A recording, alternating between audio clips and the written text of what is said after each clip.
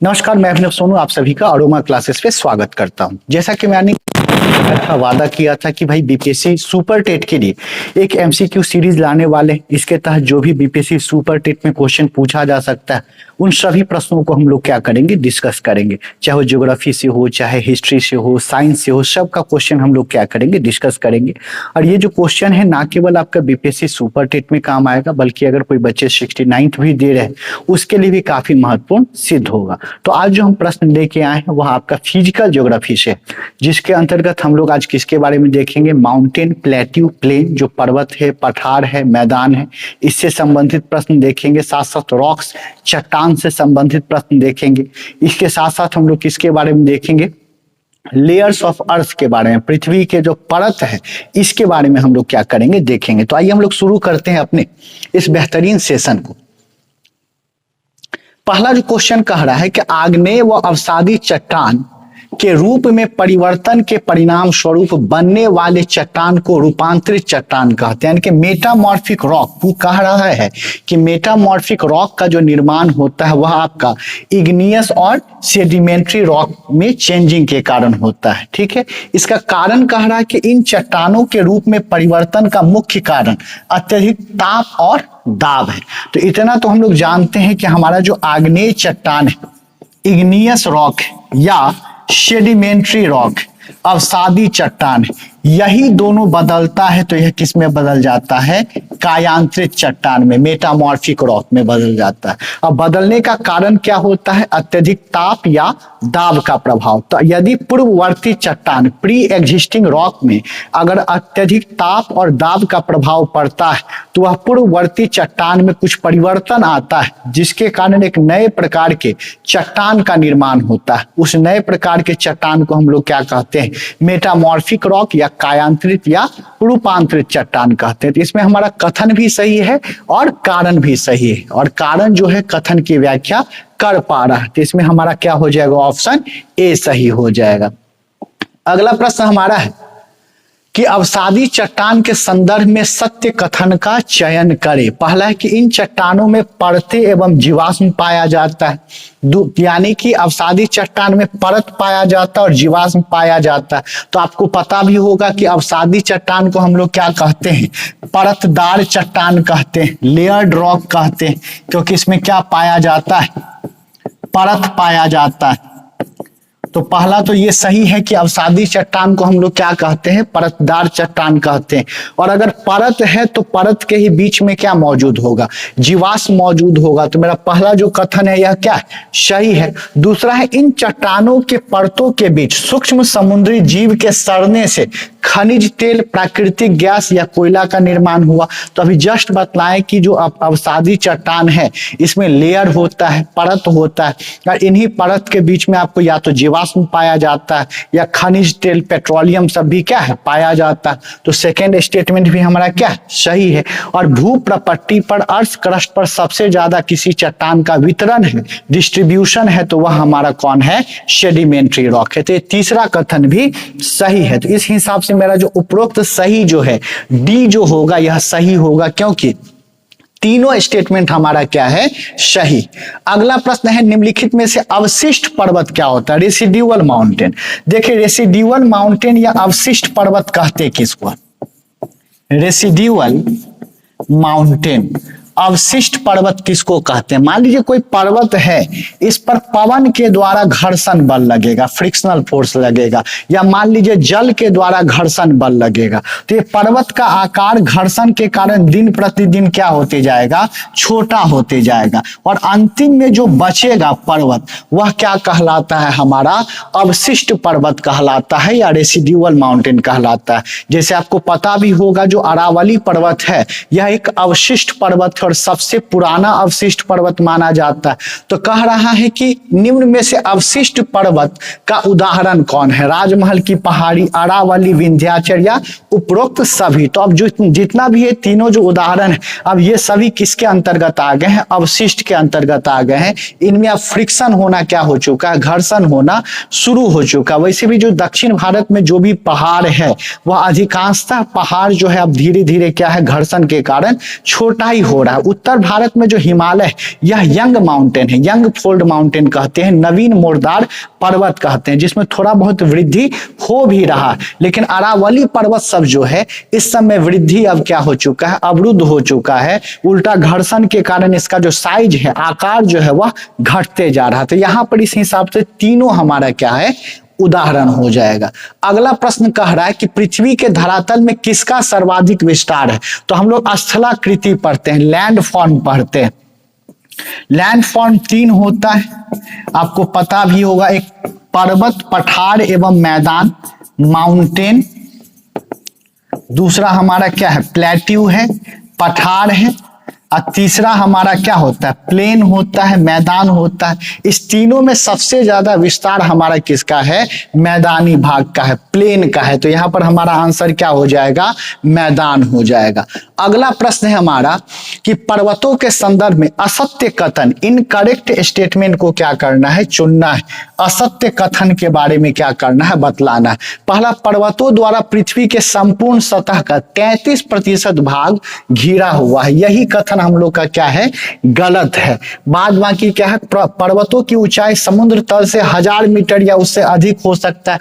सही है भाई, 600 मीटर से भी ऊपर हो सकता है या 1000 मीटर से भी ऊपर हो सकता है। पर्वत तीव्र ढाल वाली ऐसी स्थलाकृति है जिनका आधार का क्षेत्रफल अधिक होता है। देखिए तो पर्वत क्या है, एक तीव्र ढाल वाला क्या है, एक स्थलाकृति है जिसका आधार का क्षेत्रफल क्या होता है, ज्यादा होता है। बेस का एरिया क्या होता है, ज्यादा होता है। और शीर्ष क्या होता है, क्रमशः छोटा होता है। देखिए जो कॉनिकल टॉप होता है, इसका शंकुकाकार शीर्ष होता है, इसका क्या होता है, कॉनिकल टॉप होता है। बेस का एरिया क्या होगा, ज्यादा होगा। शीर्ष का, टॉप का एरिया क्या होता है, कम होता है। तो हमारा ये भी सही है, ये भी सही। गलत क्या हो जाएगा, ए वाला स्टेटमेंट क्या है, गलत। अगला प्रश्न है, रॉकी पर्वत श्रेणी का विस्तार किस महाद्वीप, किस कंटिनेंट में। तो सबको पता है नॉर्थ अमेरिका में क्या है आपका, रॉकी पर्वत है। अगला है पठार का विशेषता बतलाना है। तो पहला है प्लेट्यू के बारे में, ये धरातल पर ऊंचे उठे हुए परंतु हवा और पानी के अपर्दन के कारण उनका शीर्ष सपाट हो गया। यह भी एक उभरा हुआ ही संरचना है, लेकिन इसका जो शीर्ष हो जाता है वो सपाट हो जाता है, यानी कि फ्लैट टॉप हो जाता है इसका। तो यह क्या है, सपाट शीर्ष वाला एक उभरा संरचना है। सपाट शीर्ष वाला एक यह क्या है, उभरा संरचना। देखने में देखिएगा, इस डायग्राम को देखिएगा तो टेबल की तरह दिख रहा है, इसलिए इसको क्या कहते हैं, टेबल लैंड के नाम से भी हम लोग क्या करते हैं, जानते हैं। और ये खनिज संपदा में बहुत समृद्ध होता है। पूछ देगा पठार का हम लोग के जीवन में क्या महत्व है, तो पठार में खनिज बहुत ज्यादा पाया जाता है। जैसे छोटा नागपुर पठार देख लीजिए, खनिज संपदा के लिए क्या है, समृद्ध है। तो पठार का यही सबसे बड़ी विशेषता है कि इसमें खनिज संपदा होता है। कुछ पठार ऐसा भी होता है जिसका अपर्दन क्रिया के कारण इसका जो सतह होता है वह ऊबड़ खाबड़ वाला हो जाता है, यानी कि कटा पिटा हो जाता है। वैसे पठार को हम लोग विच्छेदित पठार कहते हैं।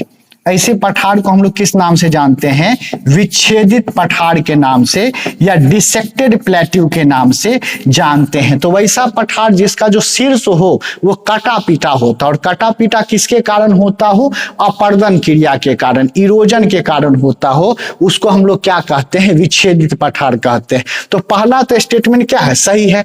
दूसरा, पठार के किनारे तीव्र ढाल वाले होते हैं। जहाँ पठार का जो किनारा होता है वह क्या होता है, तीव्र ढाल वाला होता है। तो ये भी हमारा सही है।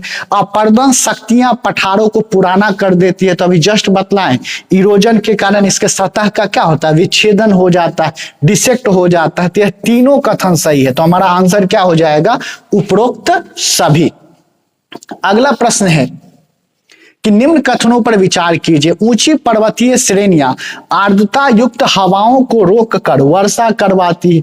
ये तो हम बताए भी होंगे कि यह मान लीजिए पर्वत है और इस प्रकार से मान लीजिए, इस प्रकार से नमी युक्त पवन ऊपर की ओर चढ़ता है और ऊपर जाकर क्या होता है, बादल का निर्माण करता है और इस पर्वतीय क्षेत्र में क्या कर देता है, वर्षा कर देता है। इसको हम लोग ओरोग्राफिक रेनफॉल कहते हैं, पर्वतीय वर्षा कहते हैं। जब नमी युक्त हवा के रास्ते में, जब नमी युक्त पवन के रास्ते में पर्वत आ जाता है तो उसके कारण, उसके अवरोध के कारण, टकराने के कारण हवा कहाँ उठता है, ऊपर की ओर उठता है, और उसमें मौजूद जो नमी है वह संघनित होकर, कंडेंस होकर बादल का निर्माण करता है। अब वैसे बादल से प्राप्त वर्षा को ही हम लोग क्या कहते हैं, पर्वतीय वर्षा कहते हैं। तो पहला कथन तो हम लोग का क्या है, सही है, यानी कि ए स्टेटमेंट जो है, कथन वाला जो स्टेटमेंट है, ये हमारा क्या है, सही। अब कारण देखते हैं। भारत में पश्चिमी घाट की पर्वत श्रेणियां दक्षिण पश्चिम मानसून की आर्द्रता युक्त हवाओं को रोककर, देखिए ये भी देख लेते हैं, यह कह रहा है कि भारत में, ये मान लीजिए दक्षिण भारत है, तो यहां हमारा क्या है, पश्चिमी घाट है, वेस्टर्न घाट है। तो पश्चिमी घाट से इधर तो पता है दक्षिण पश्चिम मानसून आ रहा है, तो दक्षिण पश्चिम मानसून जब पश्चिमी घाट से टकराता है तो पश्चिमी घाट के पश्चिम के तरफ यहां पे वर्षा प्राप्त होगा, जो केरल का तट सब जो है यहां पे वर्षा प्राप्त होता है। तो देखिए भारत में पश्चिमी घाट की पर्वत श्रेणियां दक्षिण पश्चिम मानसून के आर्द्रता युक्त हवाओं को रोककर, अब यहां पर गलती क्या कर दिया, देश के पूर्वी तटीय मैदान में कह रहा है कि इधर वर्षा करवाएगा। भैया इधर टकराया है तो पश्चिम की तरफ ही ना वर्षा करवाएगा, पूरब की तरफ कैसे वर्षा करवाएगा। यानी कि यहां आधा तक तो सही किया, आधा के बाद स्टेटमेंट को क्या किया, गड़बड़ कर दिया। यहां पे क्या होता है, दक्षिण पश्चिम के कारण पश्चिमी घाट के पश्चिम के तरफ, western side of the Western Ghat की तरफ क्या होता है, वर्षा होता है, ना कि इसके कारण पूर्वी तट में। तो कारण हमारा क्या है, गलत है। तो कथन सही पर कारण क्या हो जाएगा, यहां पर गलत हो जाएगा। अगला प्रश्न है 9वां, सत्य युग्म का चयन कीजिए। संरचनात्मक मैदान, स्ट्रक्चरल प्लेन, वैसा मैदान जो तटीय क्षेत्र में मौजूद होता है, कोस्टल एरिया में मौजूद होता है, उसको हम लोग क्या कहते हैं, संरचनात्मक मैदान के नाम से जानते हैं। वैसा मैदान जो अपर्दन क्रिया के कारण, वैसा मैदान जो अपर्दन क्रिया के कारण निर्मित होता है उसको क्या कहते हैं, अपर्दित मैदान। निक्षेपित मैदान, वैसा मैदान जो किसी चीज के निक्षेपण से, किसी चीज के जमा होने से निर्मित होता है, उसको क्या कहते हैं, निक्षेपित मैदान। जैसे जब नदी अपने साथ सिल्ट को, गाद को ढोकर लाती है, वह गाद जमा होकर जलोढ़ मैदान का क्या करता है, निर्माण करता है। तो जलोढ़ मैदान आपका क्या हो जाएगा, निक्षेपित मैदान। तो यहाँ पर संरचनात्मक मैदान का उदाहरण क्या दिया, मैक्सिको की खाड़ी के सहारे फैला यूएसए का दक्षिण पूर्व मैदान। तो अभी जस्ट बतलाया कि तटीय क्षेत्र में जो मैदानी भाग होगा वो हमारा क्या कहलाएगा, स्ट्रक्चरल प्लेन कहलाएगा। जो इरोजनल एक्टिविटी के कारण, तो दक्षिण भारत में अपर्दन क्रिया के कारण बहुत सारे मैदान का निर्माण हुआ है, और उत्तर भारत में तो पता होगा गंगा या ब्रह्मपुत्रा के कारण जो गाद ढोके लाया गया, सिल्ट ढोके लाया गया, उसके कारण क्या हुआ, मैदानी भाग का निर्माण हुआ। तो इस हिसाब से मेरा तीनों स्टेटमेंट यह क्या है, सही है। अगला प्रश्न है कि पठार का मानव जीवन में महत्व क्या है, तो अभी जस्ट बतलाएं। पहला है यहाँ अधिकांश बहुमूल्य खनिज भंडार उपस्थित होते हैं, तो बताएं भी कि पठार जो है वह खनिज संपदा में क्या होता है, बहुत समृद्ध होता है। तो ये हमारा क्या है, सही है।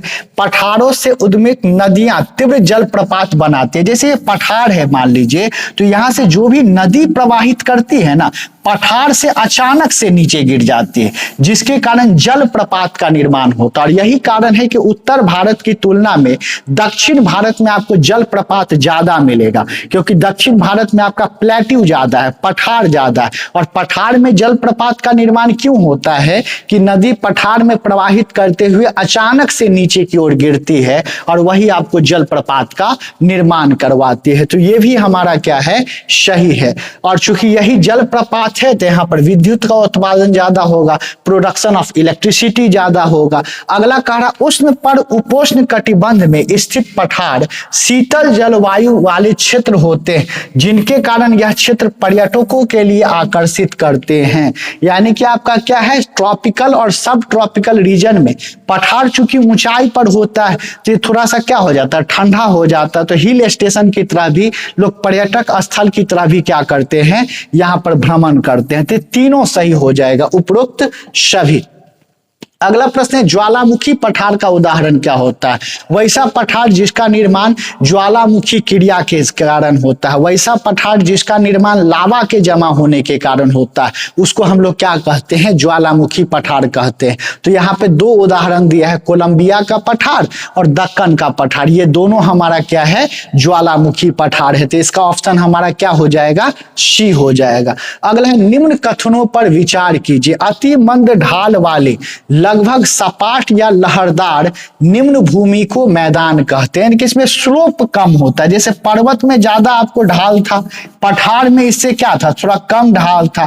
मैदान में बहुत कम ढाल होता है, उसी को हम लोग क्या कहते हैं? मैदान कहते हैं। मैदान का जो औसत ऊंचाई है वह 200 मीटर है, तो average on an average 200 metre मान सकते हैं, यह भी सही है। मैदानों का निर्माण मुख्य रूप से नदियों द्वारा लाए गए अवसाद के निक्षेपण से होता है। तभी जस्ट बतलाएं, जो गंगा का मैदान है यह आपका क्या है? अवसाद के निक्षेपण से बना हुआ, तो यह आपका क्या है? तो भारत का जो ग्रेट नॉर्दर्न प्लेन है, विशाल उत्तरी मैदान, इसका निर्माण आपको निक्षेपण से ही हुआ है। लेकिन कुछ मैदान ऐसा भी है जिसका निर्माण पवन, ज्वालामुखी या हिमानी द्वारा हुआ है, जैसे लोइस मैदान सब जो है बालू के कण के जमा होने के कारण मैदानी भाग सब का निर्माण होता है। तो यह पवन या ग्लेशियल प्लेन जो होता है हिमानी के जमा होने के कारण, ये सब भी मैदान होता है। तो ये तीनों हमारा क्या है? सही है। 2, 3, 4 और चारों सही है, तो ये हमारा क्या हो जाएगा? सभी हो जाएगा।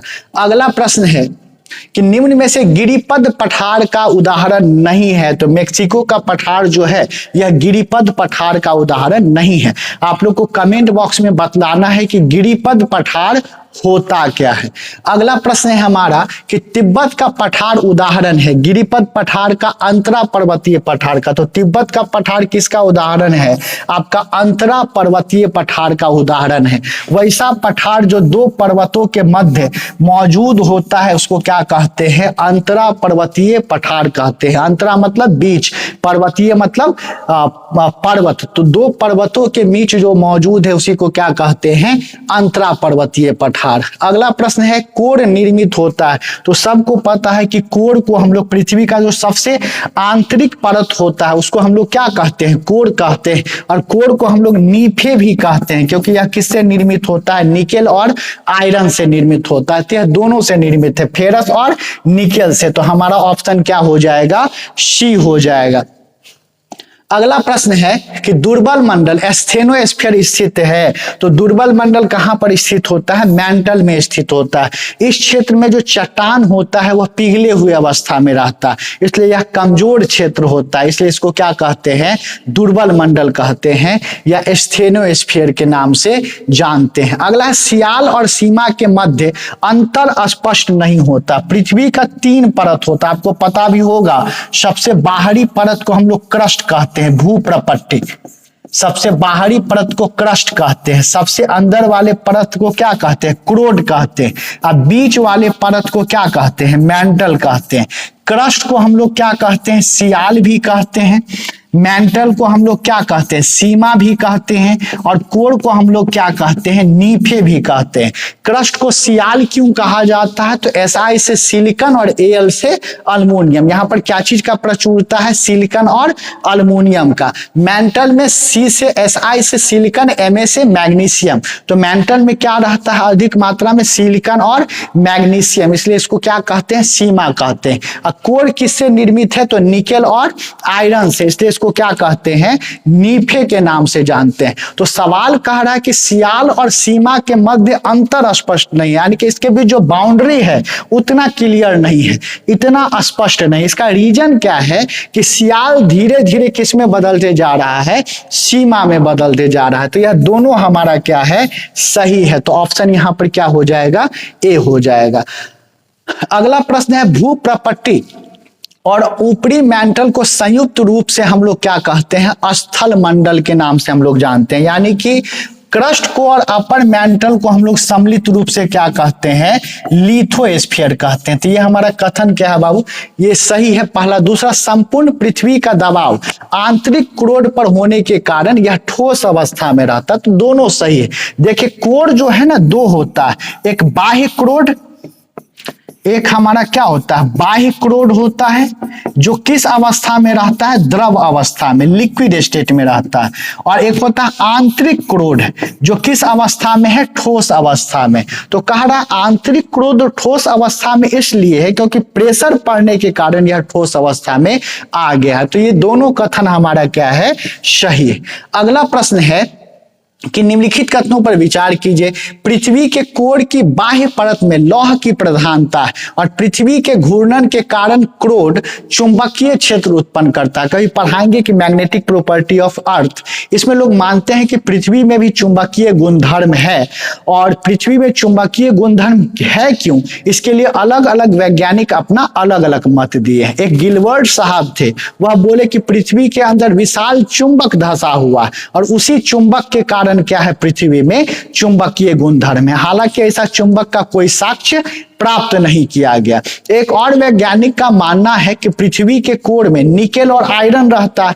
तो चूंकि पृथ्वी घूर्णन करती है, रोटेट करती है, तो उसके साथ साथ आयरन और निकेल भी क्या करते रहता है, घूर्णन करते रहता है, जिसके कारण पृथ्वी में क्या आ जाता है, चुंबकीय गुणधर्म आ जाता है। और इसी मैग्नेटिक फील्ड, इसी चुंबकीय गुणधर्म के कारण जो पक्षी सब है अपना दिशा पता करती है। जैसे सुनते होंगे साइबेरियन पक्षी सब जो है वो ठंड के मौसम में भारत आती है। तो किसके कारण, इसी चुंबकीय क्षेत्र के कारण वह अपने दिशा का अनुमान लगाती है। तो हमारा दोनों कथन क्या है, सही है। अगला है, निम्न में से कौन सी सह चट्टानें जीवाश्म प्रधान है। तो देखिए आग्नेय चट्टान बताए थे कि परतदार चट्टान है, और परतदार चट्टान है तो इसमें क्या पाया जाएगा, फॉसिल्स पाया जाएगा। सॉरी, अवसादी चट्टान बताए थे। अवसादी चट्टान क्या है, एक परतदार चट्टान है, और अवसादी चट्टान चूंकि परतदार चट्टान है तो इसमें जीवाश्म क्या होगा, मौजूद होगा। तो यहाँ पर हमारा आंसर क्या हो जाएगा, अवसादी चट्टान। तो इसमें 40-50 क्वेश्चन है, तो 20 क्वेश्चन और ये बतलाए हैं। फिर कल इसका रेस्ट पोर्शन हम लोग क्या करेंगे, डिस्कस करेंगे। अगर ये सेशन अच्छा लगा हो तो अपने दोस्त मित्र के साथ इसको जरूर शेयर करेंगे। बहुत बहुत शुक्रिया, थैंक यू सभी का।